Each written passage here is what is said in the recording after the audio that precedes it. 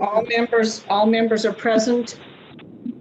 Is there anybody not so far? We don't have Elwin. We don't have Sherry. Okay. You do have a quorum, right? Yes, we do. Yes, Also put there's it 7 of us. Yeah, we just put it in the minutes to say who hadn't attended. Owen and Sherry, but they may. Okay.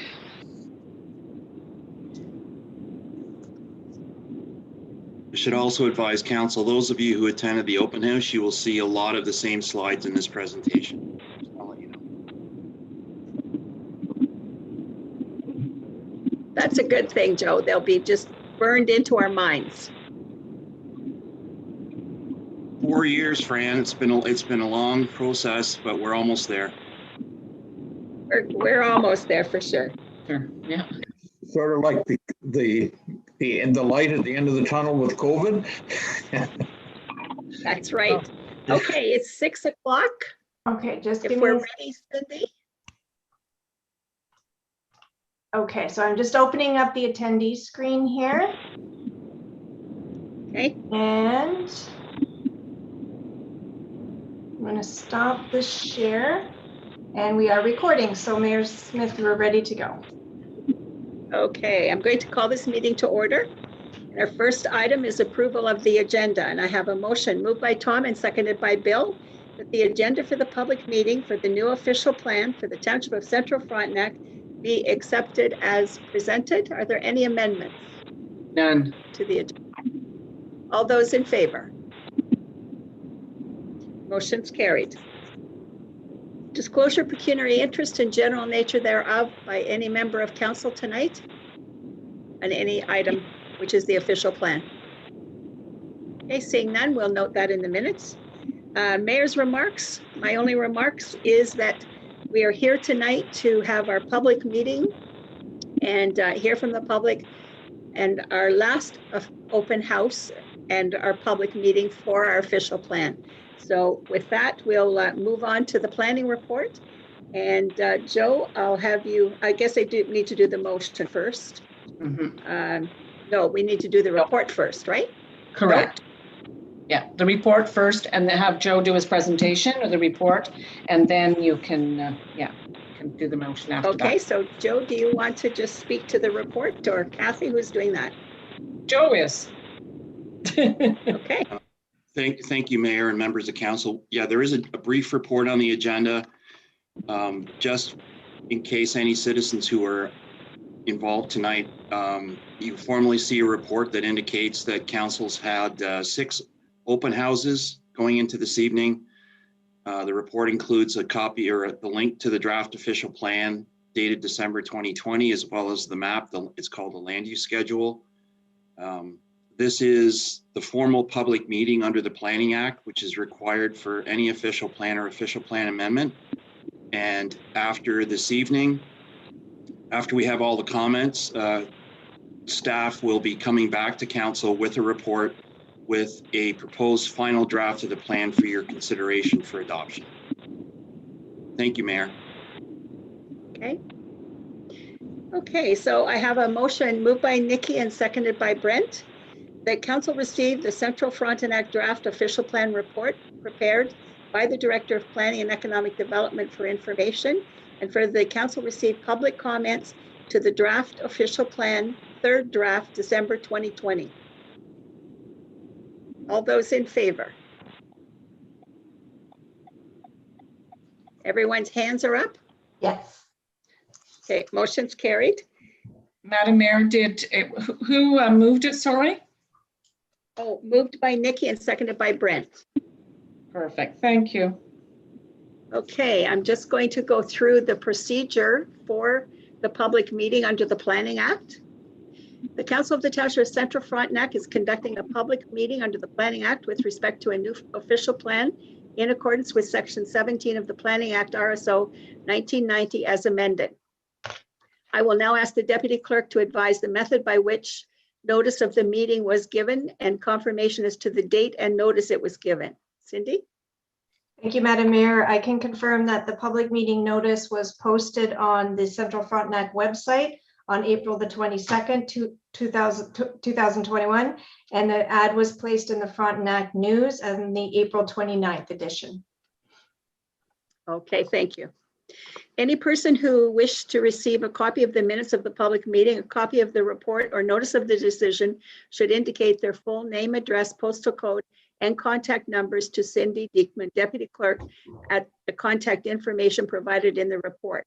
This information is also available on the screen. If a person or public body does not make oral submissions at the public meeting or make written submissions to the Township of Central Frontenac before the proposed amendments being adopted, the person or public body, sorry about that, one is not entitled to appeal the decision of the Council of the Township of Central Frontenac to the Local Planning Appeal Tribunal, and may not be added as a party to the hearing of an appeal before the Local Planning Appeal Tribunal unless, in the opinion of the tribunal, there are reasonable grounds to do so. The procedure for the public meeting will be as follows. The planner will be asked to explain the purpose of the meeting. The applicant will then, oh, wait a minute. That doesn't quite apply, does it? If you go to the screen, I did make some minor adjustments so that if you go to the slideshow, it'll be. Okay, the planner will explain the purpose of the public meeting. I will then inquire if there are any persons present who wish to make an oral, a verbal submission, I guess, on the proposed proposal. If so, you should announce your name and whether you support or oppose the proposal. Should there be any other persons wishing to make comments or to ask questions about the proposal, they will be given an opportunity to address council. Please be aware that all persons wishing to address the issues should direct their questions or comments through the chair. So on that, I think, oh, I've got more. I would also note that personal information collected as a result of this public meeting is collected under the authority of the Municipal Act, the Municipal Freedom of Information and Protection of Privacy Act, MFIPA, the Planning Act, and all other relevant legislation will be used to assist in making a decision on this matter. All personal information obtained by MFIPA, including but not limited to name, addresses, opinions, and contacts, comments. Mm-hmm. I've got people over the last part of the words.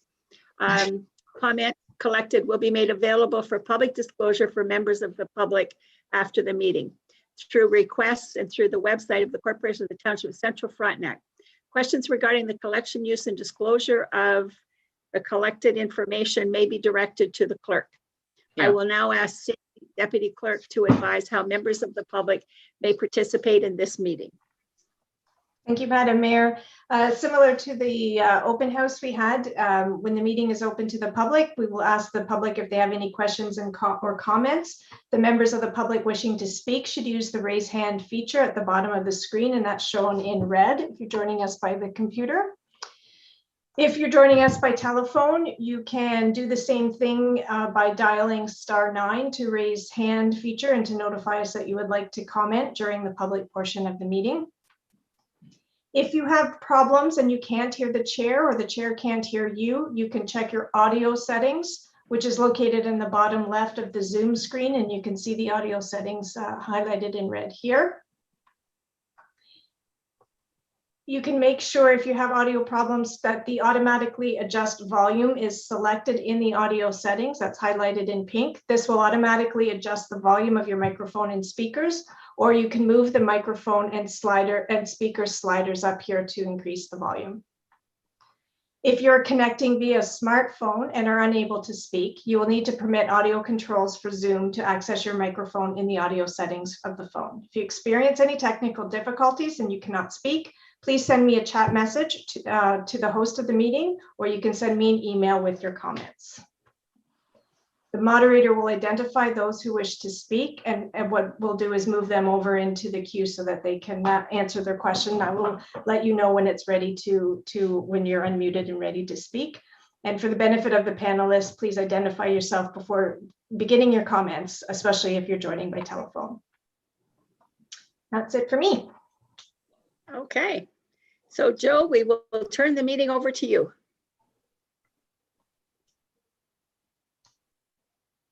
Thank you, Mayor Smith and members of council, and good evening, residents and citizens of Central Frontenac. Just as to let you know, for those of you who attended the open house, you're going to note that the presentation tonight is very similar. Just bear with me, please, as we go through this for all of council and other people who have not seen this before. So again, good evening. We're here to talk tonight about the official plan for Central Frontenac Township. And just quickly, here's the landscape of Central Frontenac, over 100 lakes, just under 5,000 people that are permanent residents that double in the summertime. Very similar to the entire county of Frontenac, 90% of the tax base is residential. And even though with COVID, we've experienced more people moving to the area, we still have generally limited population growth. What is an official plan? It is a policy document. It's a vision for the township, for council, and for the citizens. You're trying to think 25 years ahead. What it is not zoning, which I think more people understand what zoning is. Zoning sets the regulations for what you can do with your property, how much of a building you can build, how it has to be set back, what are the permitted uses. There's some of that in this official plan, but generally it's a higher level document that is trying to guide the vision and the future for the township in the next 25 years. So it's comprised of two things.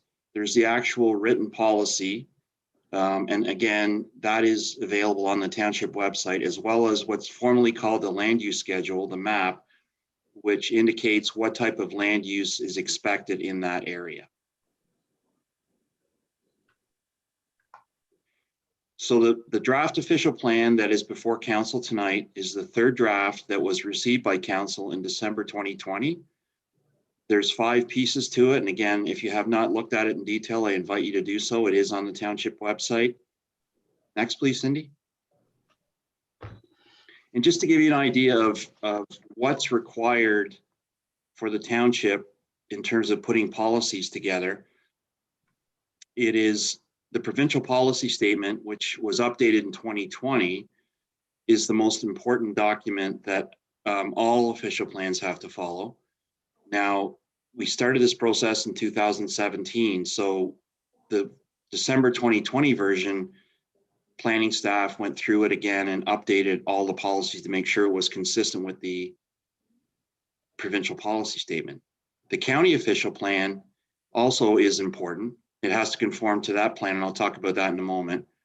And then whatever document is approved by council with regard to the official plan will set the stage for putting a new zoning bylaw together. And under the new rules for the Planning Act, council must adopt a new zoning bylaw within the next 5 years. So again, as I've mentioned, a new policy statement was issued about a year ago.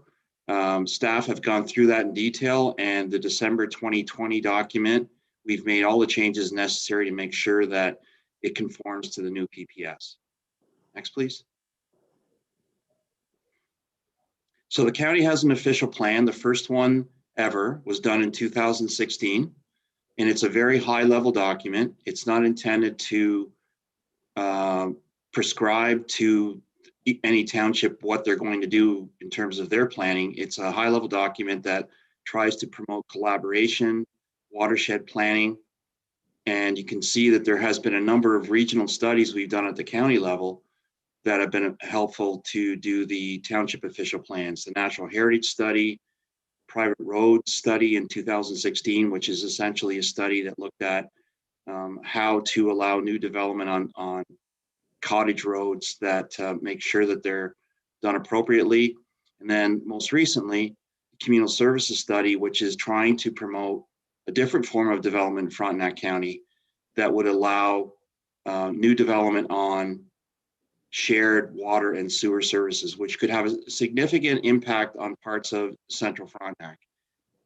The benefit of having the county official plan is that prior to 2016, there was no middle ground. And what I mean by that is there was no opportunity for anyone to, or for the township to try to express its position in terms of planning policy with the ministry. The Ministry of Municipal Affairs was the approval authority.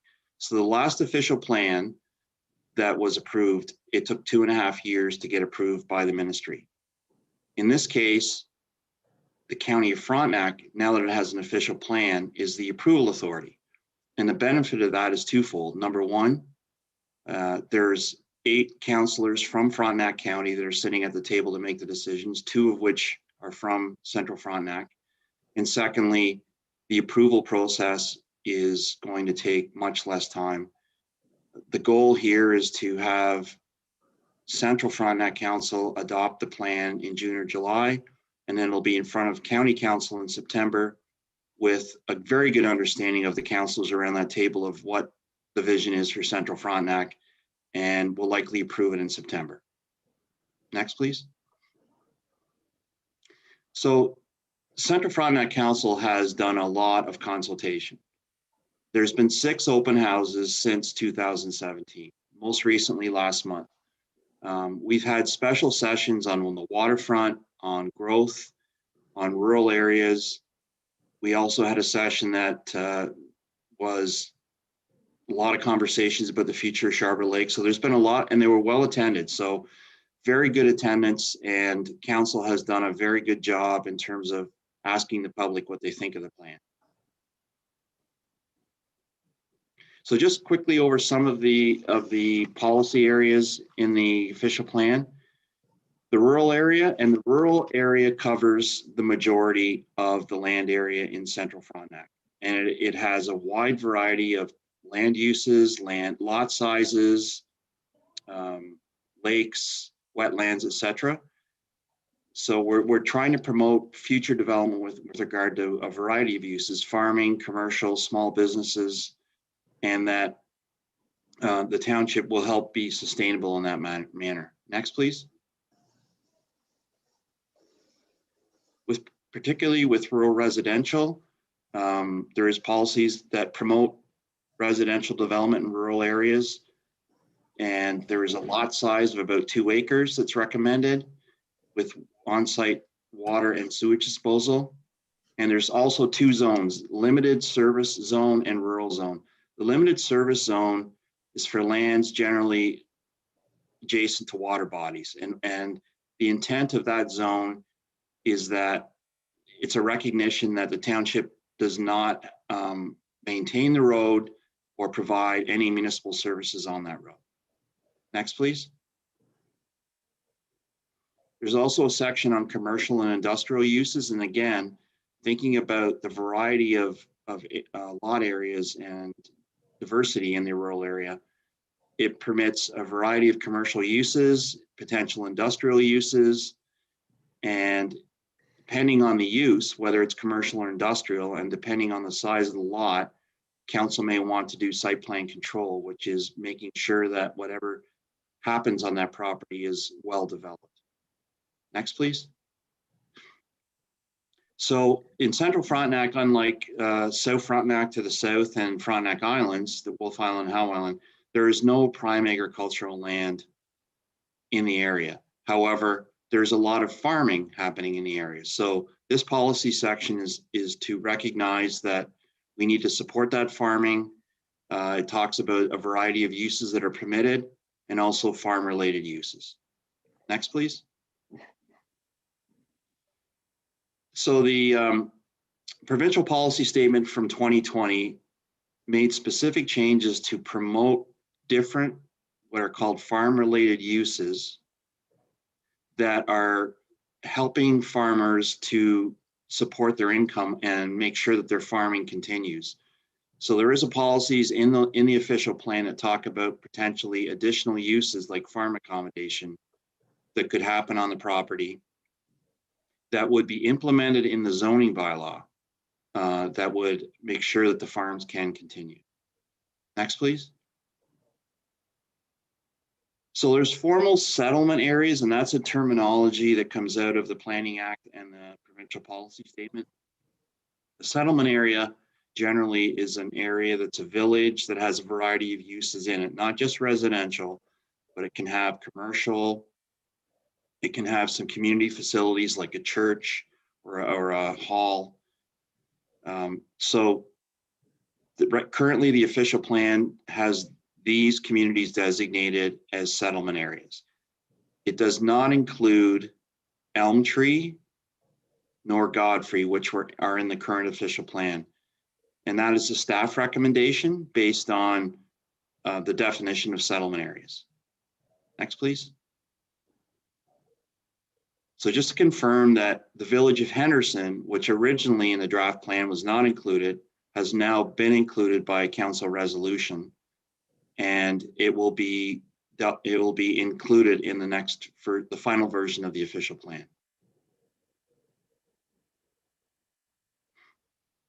The natural heritage section of the official plan, nothing has changed since the first draft.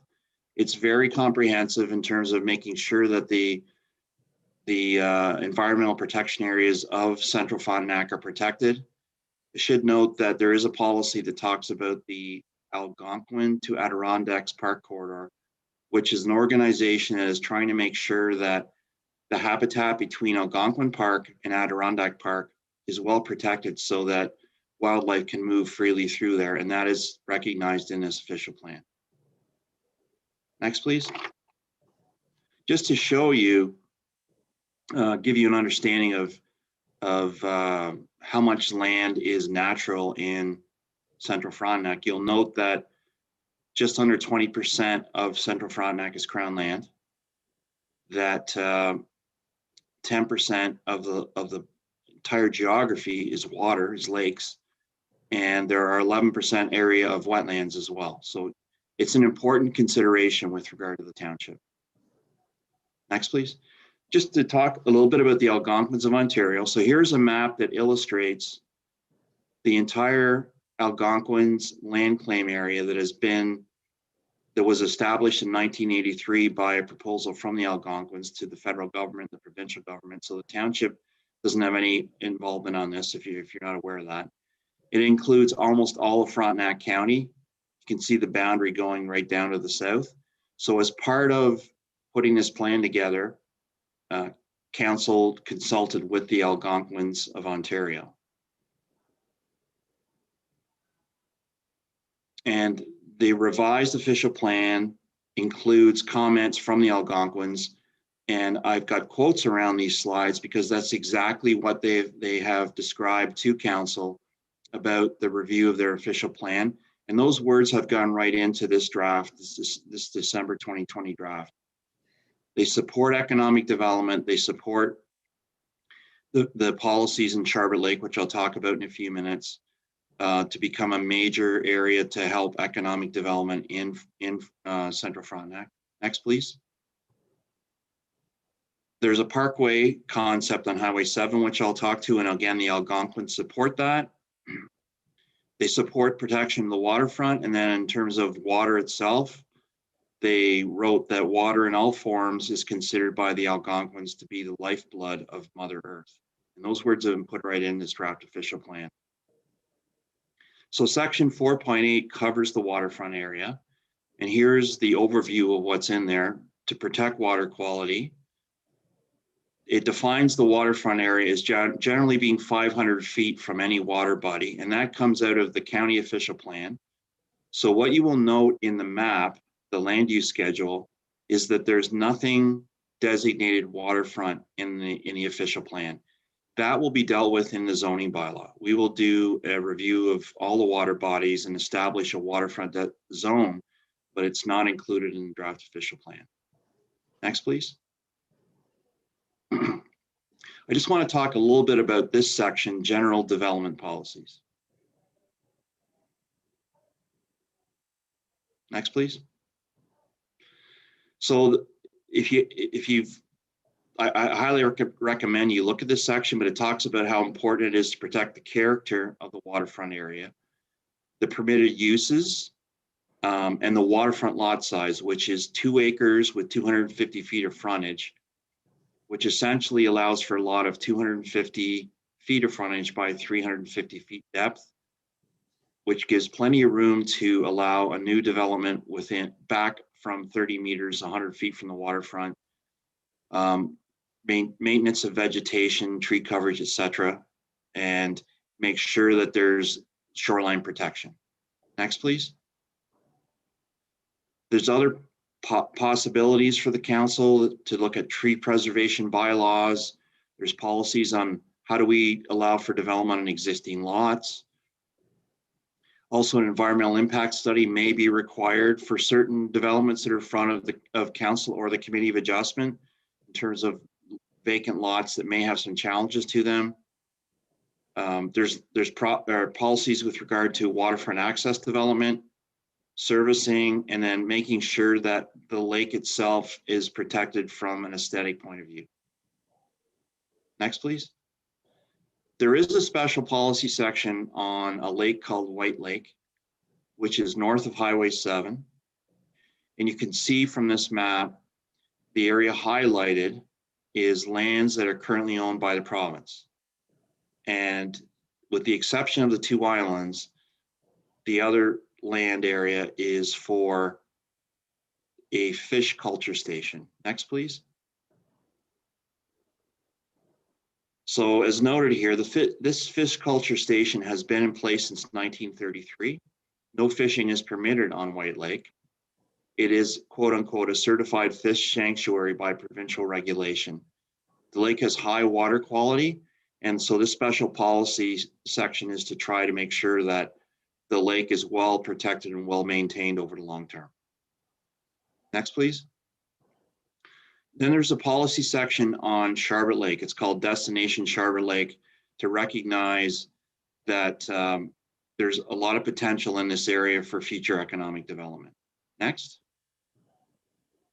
So there's 5 pieces to this section about trying, and this is to try to make sure that, you know, we're thinking about improving this over the long term. First impressions, arriving by the highway, the importance of the current village, the waterfront area, the parkway concept along Highway 7, and also the possibility of Via Rail constructing a new high frequency rail system that would go through this area. Next. So just quickly, a couple of images here. For those of you who live in the community, you may take, look at this area, this road, and think, well, I'm used to this, but it is a spectacular entrance into the village with the lake on both sides. Next, please. There's a policy about a gateway, and this is an example from Gravenhurst about welcoming people and recognizing that you're entering a new community, you're leaving the rural area of Central Frontenac and coming into the village. Next, please. And just an overview of the village itself. It just shows how clearly it's almost an island unto itself. Very special place that needs to be carefully developed over the long term. Next, please. The Highway 7 Parkway concept. So the purpose of these policies is for council to make it clear in their vision that if any improvements are made to Highway 7 in the long term, that they do not expect or do not promote a 400 series highway like you would see it on the 401 or Highway 416 going to Ottawa, that instead the vision for Highway 7 going through the Sharbot Lake area is more of a parkway concept. It's more similar to what you would see on the Thousand Islands Parkway. So on this map here, you see the area of Sharbot Lake Provincial Park to the west, Highway 38, almost in the middle, the 38-7 intersection, and then going over to Fall River. And there's policies in the plan that say that that will be an area that will be, traffic will slow down. There will be promotion of active transportation. And what I mean by that is, especially at 38 and 7. Can you go to the next slide, please? At 38 and 7, it'll be less of a highway and more of a community. So you see a proposed stop sign or stop lights at 38 and 7, and potentially sidewalks, bicycle paths, etc. It's a message to the Ministry of Transportation that your community doesn't want to have a 400 series highway going through it. Next, please. The Via Rail high frequency rail proposal, which has been in place or recommended for about 6 years.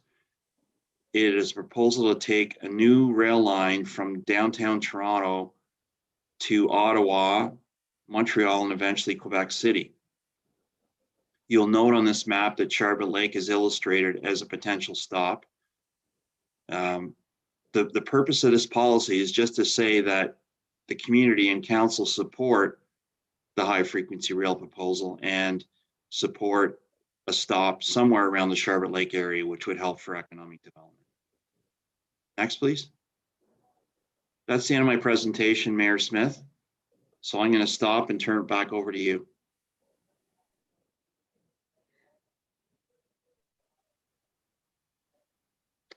Okay, Joe, thank you. And now we will turn it over to Cindy, who will let folks in who want to make comments or ask questions. Cindy? Thank you, Madam Mayor. I do have several attendees. I don't have any that currently have their hands up. If there is anyone who wishes to speak, please use the raise hand feature and we'll allow you to speak. Okay, we have Arlene Gregoire. I'm going to move you over. Okay, Arlene, can you hear us okay? Yes, I can hear you. Can you hear me? We can, thank you. Go ahead, please. Okay. My name is Arlene Gregoire and I'm a property owner on White Lake and also member of the White Lake Cottagers Association. We're approximately 30 cottage farm property owners along the lake. We're there by somewhat of a miracle. There was an era back in the 1970s when the farmer at that time established a new subdivision on Sport Lane, and the subdivision was approved before the Ministry of Natural Forests got notice, and it was too late as property lots had already been registered.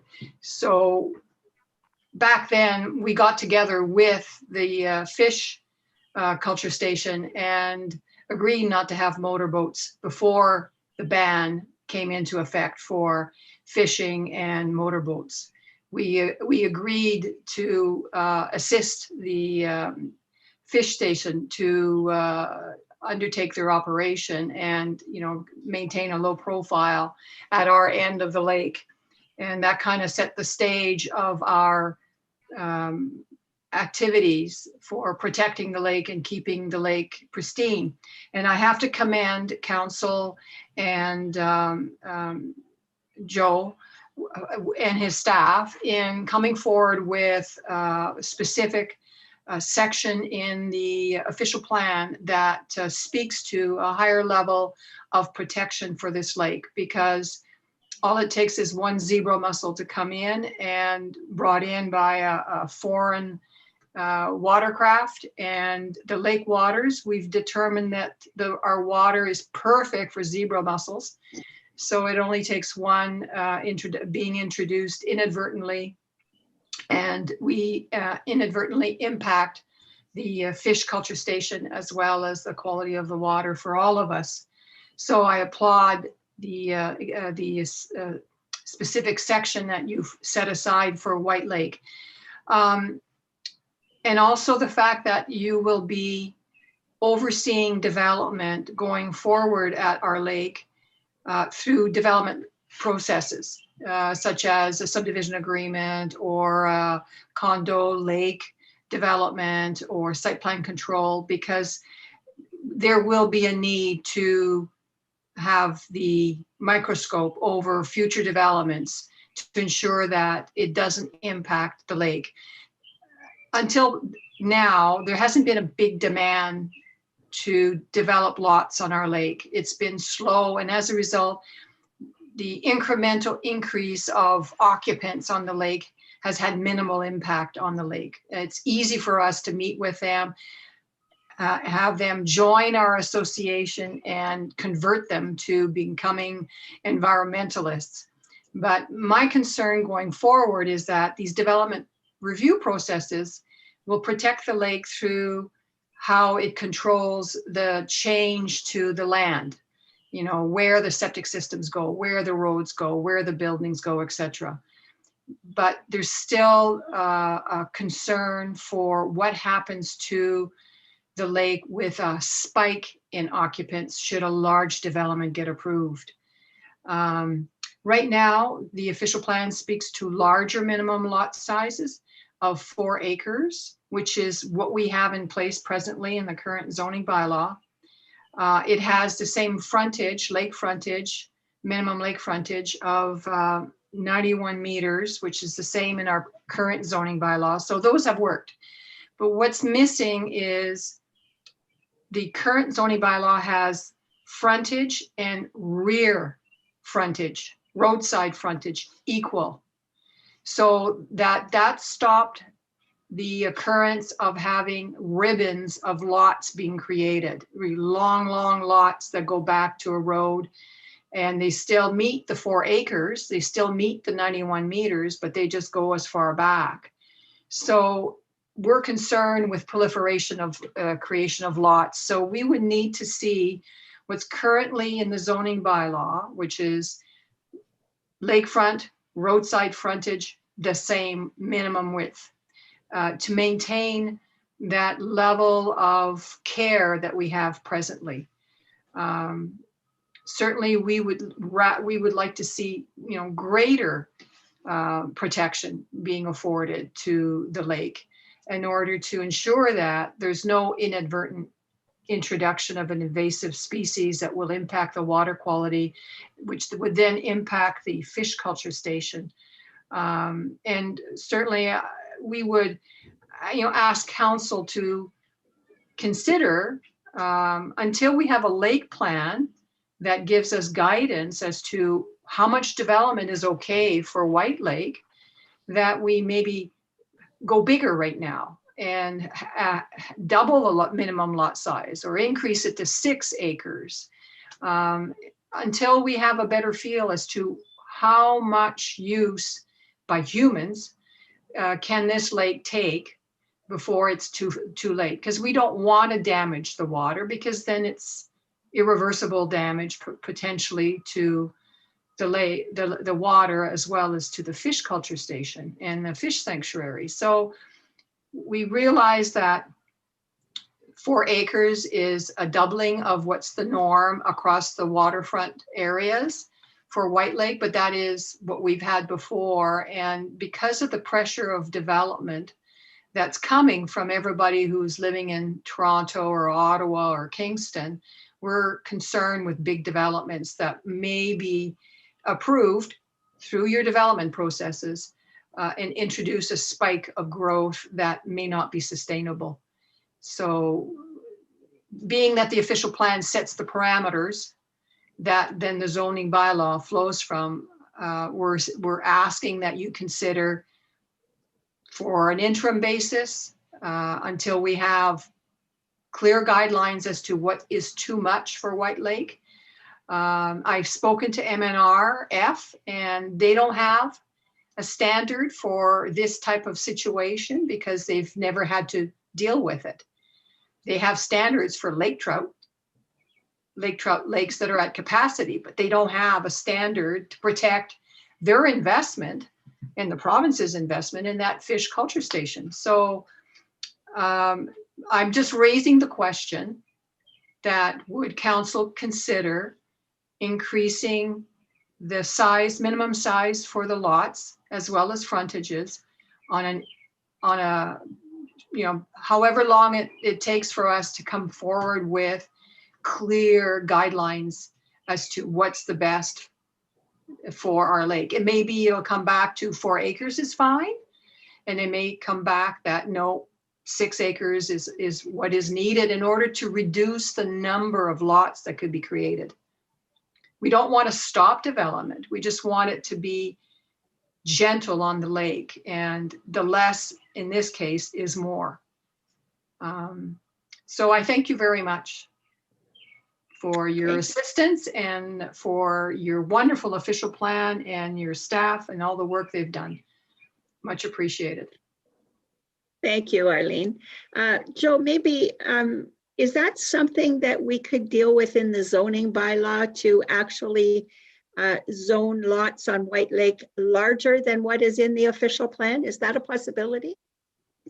Yes, thank you, Mayor. So for council's information, the current official plan has no policies on White Lake. So you're advancing, you're making it clear in your official plan that it is a unique lake because of the fish hatchery station. So when you start to do the new zoning bylaw, we can get into those details for sure. But what is the appropriate lot size? Okay. Okay, Bill McDonald? Yes, through you, Madam Mayor. Joe, how much of the policies around White Lake are going to be directed by provincial policies, given the status of the fish hatchery on White Lake? And really, how much can the municipality actually do? Thank you. Okay.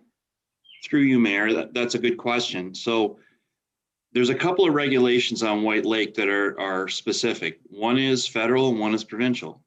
So the provincial, because of the fish hatchery, pardon me, designates as a fish sanctuary. What that means is no fishing permitted on the lake. The second regulation is a federal regulation that says that White Lake cannot have motorized boat travel for a certain period of time. And I believe it's May to September. So those are things that are outside your control. You can control the lot size, you can control setbacks, etc. So currently in the draft plan, you have established a minimum lot size for all the other lakes of 2 acres. This one is for White Lake is higher. That is within your control. That's within your control. I can also advise council that we've done the calculations and about 35% of the land area along the waterfront of White Lake is owned by the province. So you've still got a lot of private land area around the lake. I hope I answered your question. Yep, thank you. Okay. All right, Cindy, who's next?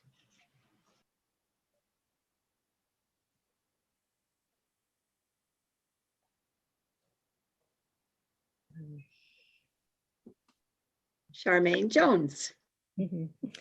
Hi, Madam Mayor, members of the council. Can you hear me all right? Yes, we can. Go ahead, Charmaine. Cindy and Joe.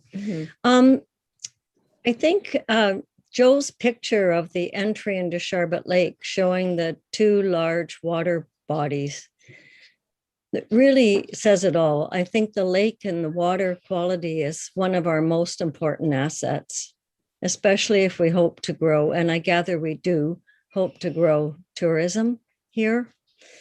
And my concern is the quality of the lake for 2 reasons, but hinged on that is the lack of access into the East Basin for public access, but more importantly for septic pump outs. There are a number of water accessible only cottages and full-time residents. I'm a full-time resident here. And it's really, really, really difficult to get your septic looked after because you have to get under that bridge at the byway. So I think that's a really important issue that needs to be addressed. And the previous speaker was right on. We were unlucky and got zebra mussels into this basin a number of years ago. They're dying off now, but the weeds are phenomenal. You can't motor in many places because your prop is getting all tangled up in weeds. So that is it's a huge issue. Now, whether they're going to hit a peak and die off, I don't know. But I remember seeing in Tweed one day, they had that big tractor that goes through to cut the harvester and cut the weeds, and I'm thinking, I hope we've got that in our budget because I can see the need for that coming here. Anyway, the main thing is the access point for this basin. Thank you. Thank you. Yes, the weeds are bad. Whether or not harvesting is something that would even be allowed by the province, I don't know. And if there are repercussions to that action as well, but certainly something we'll look at. And septic pumping is definitely an issue that came up at a other open house as well. Good. Madam Mayor, if you don't mind, I'll mention to Charmaine, I think we did harvest many years ago on one of the lakes. And it was successful, but like you said, I think this day and age, whether or not they would even allow us to do those kinds of things with the ministry. Bill, go ahead. Yes, to you, Madam Mayor, I would suggest that if there's a need for a service like septic tank pumping on islands, that should be, what should I say, a need or an appeal to the providers of the septic approval or septic inspections and dumping service providers may in actual fact see an opportunity that they could take advantage of. I don't know how the township, we're not in that business, but I know the issue of access to the East Basin Sharbot Lakes come up over the years, but how do the cottages and houses that are on islands and other lakes, how do they get the service of these septic pumping service to those places? So I think an appeal to the service providers actually may work in this case also. Thank you. We certainly can keep trying because it is an issue in Eagle Lake as well as Sharbot and probably in Kennebec as well. Okay, who do we have next, Cindy? Thank you, Charmaine. Sorry, I better unmute myself. We have Monty Hummel. I will allow him to talk. Okay, Monty, can you hear us? Yes, I can. Can you hear me okay? Yes, we can. Thank you. Please proceed. Thank you, Madam Mayor, and through you. My name is Monty Hummel, and I've been a seasonal resident of Hinchinbrook for over 50 years. But I'm a four-season resident. I don't just come up in the summertime. I support the proposal before council this evening to approve the official plan because I support the plan and I think that staff and councillors have done a good job. I especially support the environmental and conservation provisions in the plan and especially the water aspects of the plan, which I've noticed have been mentioned by other people. And Joe started off by reminding us that the township harbors over 100 lakes, plus there's many rivers and wetlands, of course. And I've also noticed in a logo for the township that Central Frontenac is referred to Frontenac's natural gem. I think that's kind of nice. So protecting the environment is important, I believe, to the township and to the economic future of the township. It's what brings people to Central Frontenac, and it's the basis for economic development. I don't think that protecting the environment should be seen as being in opposition to economic development. Rather, it's fundamental to it. Now, I've noticed in previous open houses or public meetings that there has been some concern expressed, in particular for protecting headwaters. Headwaters are not always easily defined. They can be a lake and it can be clear, or it may be a wetland complex. But where they can be defined, I don't believe, I may have missed it. I've read the plan a number of times fairly carefully, but I don't think this point has been picked up in the plan, this reference to headwaters. So I would encourage staff and council just to add a phrase, some reference to special emphasis on protecting headwaters. And I've already made this suggestion in writing to Joe and Cindy, and I've even suggested a number of places in the plan where it might be added. So that's really all I have to say. The bottom line is I support the plan. I support the proposal to approve the plan, and I congratulate you all on doing a good job. Thank you. Thank you very much, Monte. Joe, is that something that we can insert? Because I certainly know that Gray Miriam over the years has talked about the headwaters and the importance of remembering that the water doesn't just start where you see it. It comes from long distances.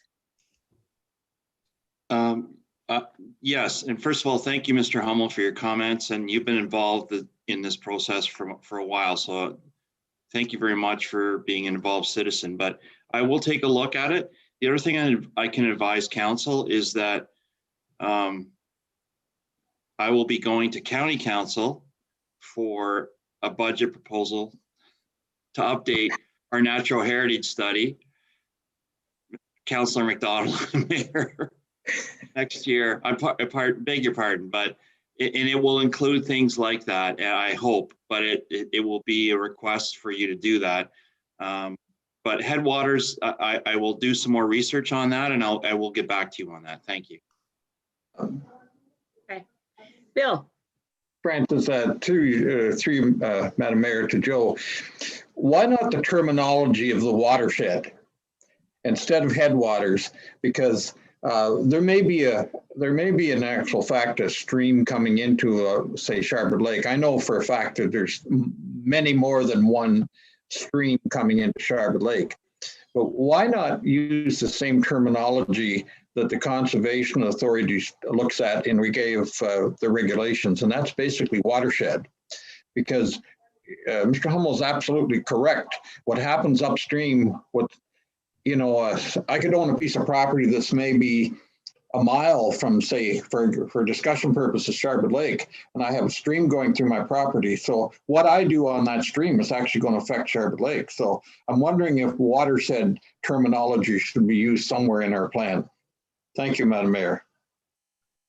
Okay.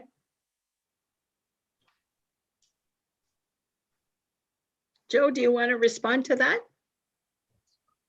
Only to say that I will take a look at Mr. Hummel's comments, and you will have a revised draft in front of you next month for consideration, and Okay. we can talk about it then. Okay. And thank you, Sure. Mr. Hummel. Yes. Okay, Cindy, who's next? Okay, I don't have anyone currently with their hand raised. Is there anyone who does wish to make any comments? If you can use the raise hand feature.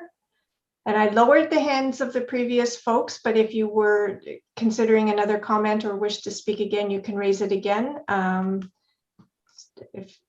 Just give it a minute to see if anyone else wishes to speak. Sure. Does any member of council have any comments?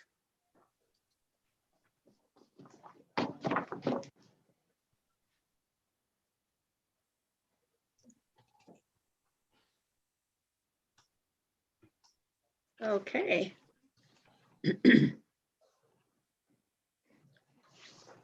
Just checking here once again. I thought I saw a hand go up, but then it disappeared. Is there anyone else who wishes to speak?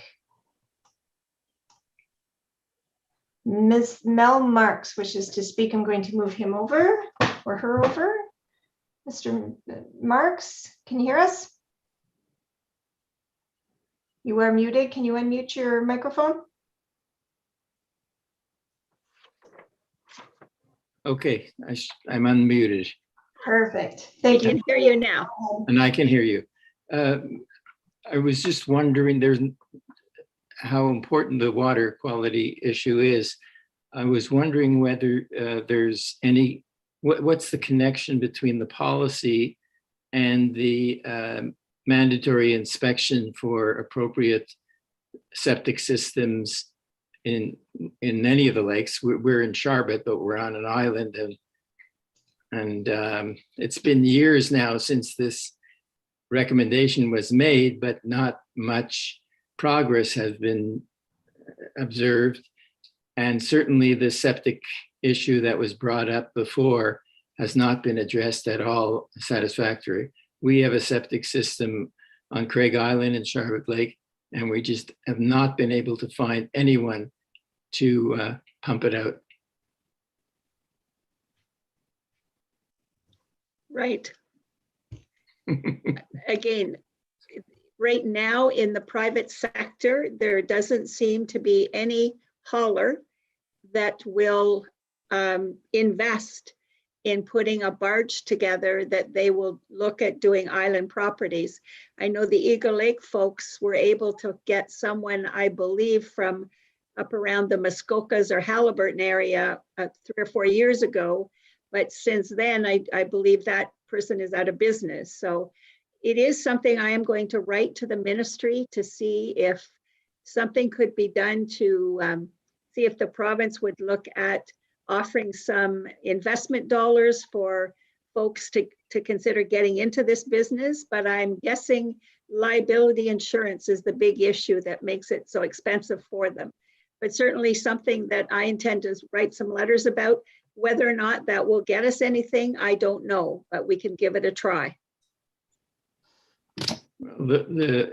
If I could just add one comment, the mandatory inspections for appropriate management of septic, of sewage and other septic materials really doesn't do anything to protect Sharbot Lake unless there's a way to enforce the recommendations. The recommendations for installation of appropriate systems, and they're at a minority on our island, I can tell you that, fall on deaf ears. There's no way to actually to do that. And even if there's a fine if you don't do it, I think most people will pay a few $100s not to have to do anything. So I applaud the need for protecting the water, thereby the economy, thereby the entire plan for augmenting the value of the area. But without the water protection from people living and, if you will, contaminating the lake with inappropriate systems, watershed notwithstanding, it's not going to work. Yes, well, COVID has certainly put the reinspection program on hold for us from last year and again this year, but we do intend to bring it back as soon as it's safe to do that. So we will be inspecting systems, especially around the lakes, as soon as this pandemic is over. My point, Mayor, with due respect, is that the recommendations will undoubtedly include improvements and in management of household waters and sewage. But I reiterate that unless there's a way to do it, including septic pump outs and mitigating costs and so forth, the inspection is not going to have the results I think that we're looking for. Well, the inspections can actually shut down a system if it isn't functioning properly, and that would shut down the use of the property. So that there is teeth in the laws. Mm-hmm. We haven't had to use them, but it is something that if we need to, we will have to. Thank you. You're welcome. Okay. Is there anyone else with any comments? You can use the raise hand feature.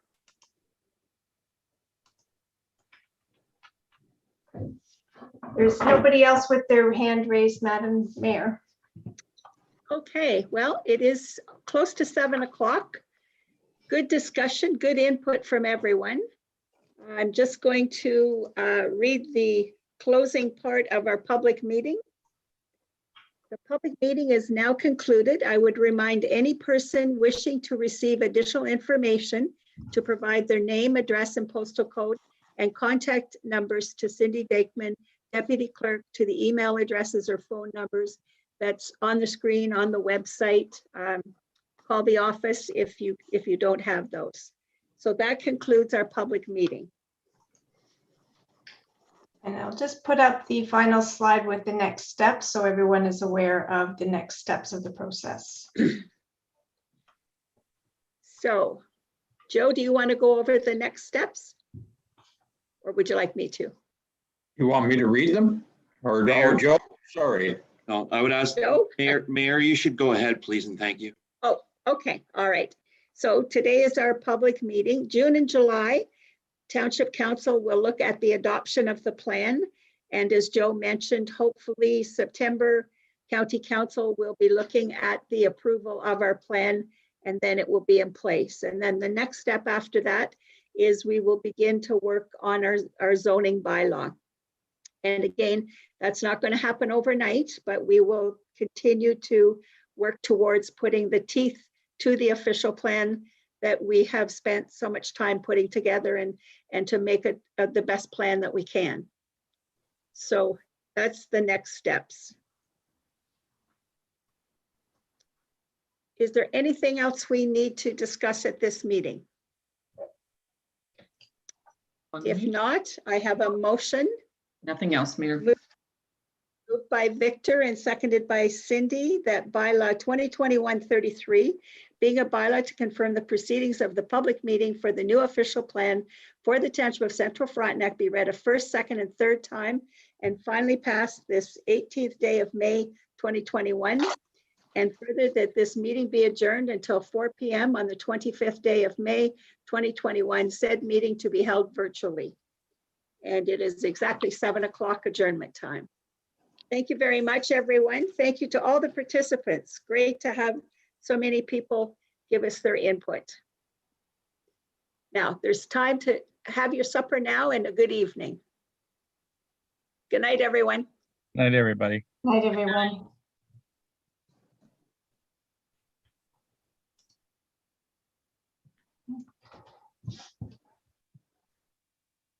So Cindy, I'll stay on with you. Okay, thank you. Getting people closed down here. I think that went well. Yes, it did. It went very well. Yeah. I need to stop the stream here.